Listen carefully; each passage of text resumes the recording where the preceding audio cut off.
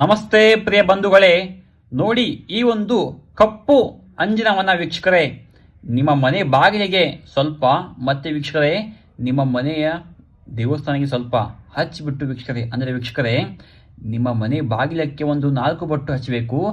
ನಿಮ್ಮ ಮನೆ 5 ದೇವರಿಗೆ ಹಣೆಯ ಮೇಲೆ ವೀಕ್ಷಕರೇ ಈ ಒಂದು ಕಪ್ಪು ಅಂಜಿನವನ್ನು ಹಚ್ಚಿ ವೀಕ್ಷಕರೇ. ಹೌದಾ, ನೀವು ಅಂದ್ಕೊಂಡಿರುವಂತಹ ನಿಮಗೆ ತುಂಬಾ ಸಂಪಾದನೆ ಆಗ್ತಾ ಇಲ್ಲ, ತುಂಬಾ ದುಡಿಮೆ ಕಡಿಮೆ ಆಗ್ತಾ ಉಂಟು, 10 ರೂಪಾಯಿ ದುಡಿದ್ರೆ ನಿಮ್ಮ ಕೈಯಲ್ಲಿ 100 ರೂಪಾಯಿ ಖರ್ಚಾಗ್ತಾ ಉಂಟಂದ್ರೆ ವೀಕ್ಷಕರೇ, ನೀವು ಈ ಒಂದು ಕಪ್ಪು ಅಂಜಿನವನ್ನ ವೀಕ್ಷಕರೇ ತಗೊಂಡ್ಬಿಟ್ಟು ನಿಮ್ಮ ಮನೆಯ ಶಾಂತಿ ರೂಪದಲ್ಲಿರುವಂತೂ ಮಾಡಬಹುದು ವೀಕ್ಷಕರೇ. ಅಂದ್ರೆ ನೀವು ನೆಮ್ಮದಿಯಿಂದ ಇರಬೇಕಾದ್ರೆ ವೀಕ್ಷಕರೇ ಈ ಒಂದು ಕಪ್ಪು ಅಂಜಿನದಿಂದ ಈ ಒಂದು ಸರಳವಾದ ತಂತ್ರ ಮಾಡಿ ವೀಕ್ಷಕರೇ.